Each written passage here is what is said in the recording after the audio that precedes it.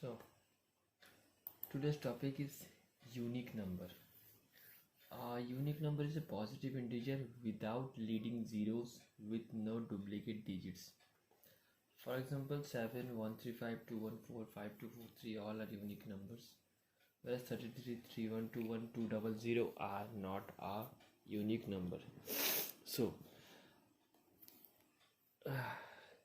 what you have to do now? First you have to accept a number, okay, and then you have to extract every digit and check the extracted digit is present in that number how many times. Okay, so if we take if I take 3 4 2 3 3 4 3 5 1. So first time extracted digit is 1. Now I have to check 1 is present in that number how many times. The answer will be 1, so that's okay. Now the next extracted digit is 5. Now check 5 is present in that number how many times. Answer also be 1, but at the time of 3 the answer will be 2, so that means it is not an unique number. Okay, and one more thing, the number doesn't start with 0.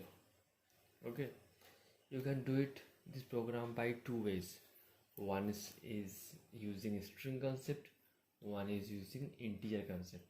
So we are doing the unique number in string integer concept. So first what you have to do, one, you have to accept the number first. Second, create a for loop with 0 to 9.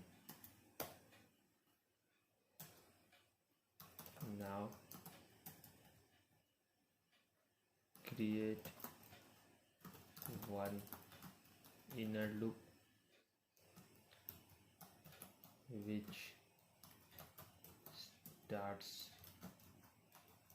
with that number,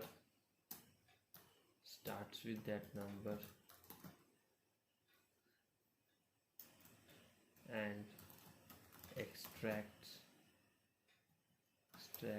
each digit and check with outer loop value, that's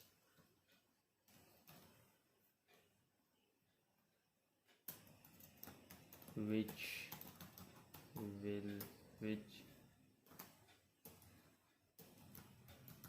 starts with 0 to 9. So in that part, if we starts with 0, that means first we have to check the 0 is present in that number, yes or no. Okay, next, when the outer loop value increase to 1, then you have to check 1 is present in that number or not. Again it moves to 2, you have to check 2 is present in that number or not. So the process will be goes for 10 times, that is starts with 0 and ended at 9.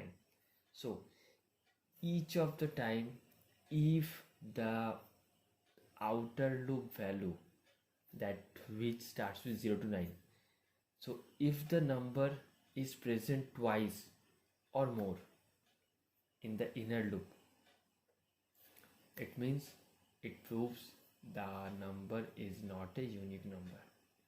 Okay, so now go to the program and check what we have to do. So first I create a class that is unique underscore number. Okay, so in that part I write import space java dot util dot star and delete those parts. Public static void main string args. Now scanner is equals new scanner system dot in. Okay, so after this part we need integer, that is int num, which stores the number. We need a counter variable that initializes with 0 and one store variable. So I use store as uni equals 0. Okay, now after this part we have to ask a question for user to enter a number. Enter a number.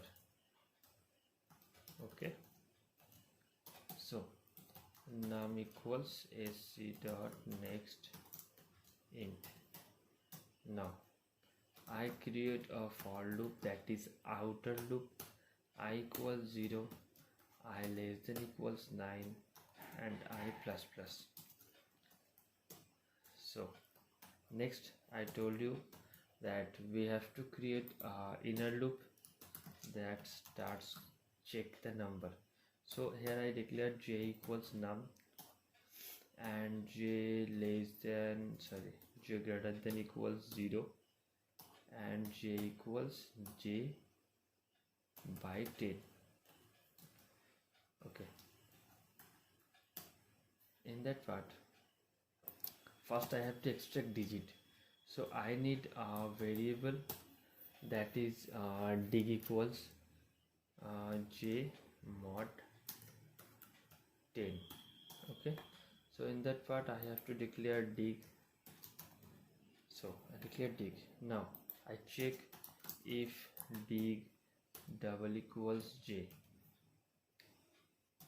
The part is count plus plus. So that is the part. So after ending of the inner loop, that is j, I check if count greater than 1. So if it is true, then uni equals 1 and break. So what is the use of that line? That means if I use int I equals 0, okay, and first I check in the inner loop, that is j loop. So int j equals num, j greater than equals 0.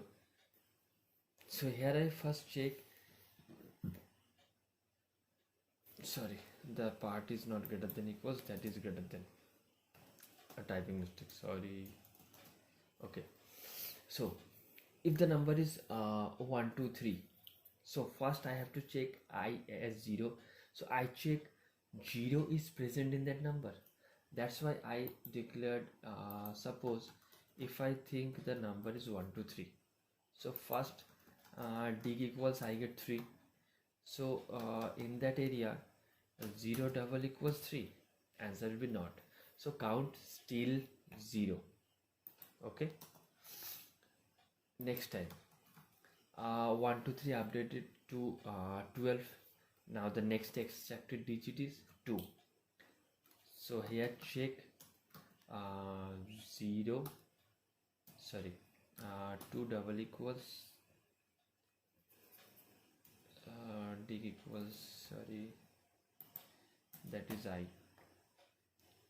So here we have to write 3 double equals 0 and here we have to write 2 double equals 0. Okay, so answer again false. Now the next extracted digit is 1 and this time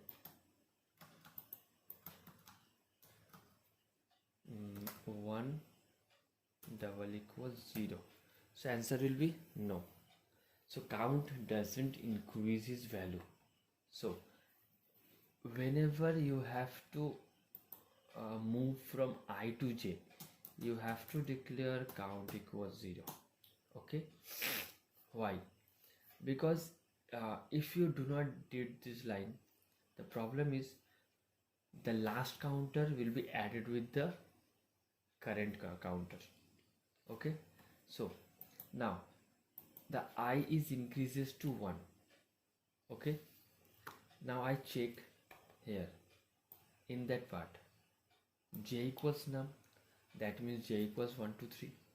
Okay, so here dig gives us 3, and now I check 3 double equals 1, answer is no. Next time I check 2 double equals 1, answer is again no. And the third time 1 double equals 1, answer will be yes. So count initialized with 1. So the part is ended, that is the for loop is ended. Now if count the greater than 1, answer is no. So this part doesn't executed. So the moves go to the I++. Okay, so now I use a 2, added 2. So now I will be 2. Okay, so here count is 0 and j equals 1 2 3 2. So at that time first extracted digit is 2. So in that part I write 2 double equals 2, answer is yes. So count will be 1 here. Next, when the extracted digit is 3, that means 3 double equals 2, answer will be no. So count doesn't initialize. So the next value is 2.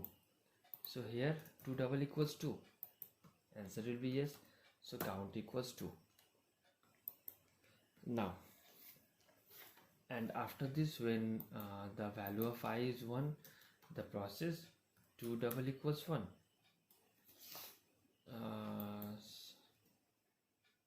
1 double equals 2, answer will be no.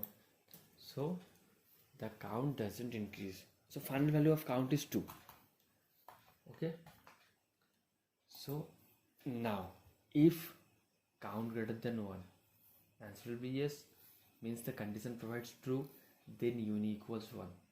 And if uni equals 1, that means the number is not unique.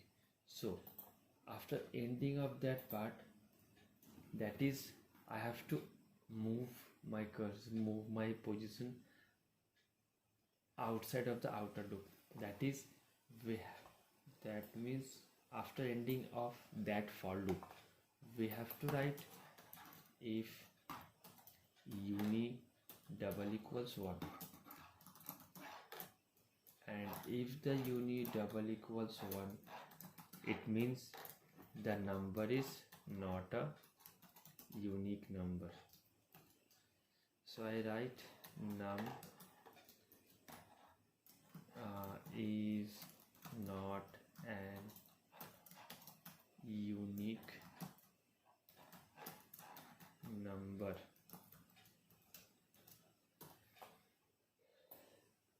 And if it is not, then you can say in the else area the num is an unique number. Now in that part I made another changes, that is in that area. So here I write if count greater than 1, break. So why I use break? So at that time, you see, when the control passes that position, that means 2 double equals 2, the counter equals 1. Okay, and the next digit is 3. So here check 3 double equals 2, answer will be the condition will be false and the count doesn't increase. The next part is 2 double equals 2, answer will be yes, and the count increases to 2. and if the counter increases to 2, so you don't have to check any other values, but the compiler check the part, that is still 1 double equals 2, that is the first digit. But when we add that position, that is the 2, that is the counter 1, and that 2 is the counter 2, so you don't need to check the first one, that is still present or not, still matching or not. So in that part, after whenever counter reaches 2 that is greater than 1, I use this part. So this break helps you to terminate this for loop. So after termination of this for loop, count is still 2. So again, this if statement helps to break this for loop, that is I for loop. So here when I use break statement, before I use a storage variable that is initialized with 1, okay, which holds the value, it provides you the number is unique or not. So with the help of that, if unique double equals 1, it is not a unique, not an unique, otherwise you can say it is a unique number. So let's check the program running or not. So if I use 1 2 3 4 6, it gives you it is a unique number. Now I check 2 3 4 5 3 3 4 5 6 3 is not an unique because 3 is present twice. So that is the ending. If you have any question, just comment or call.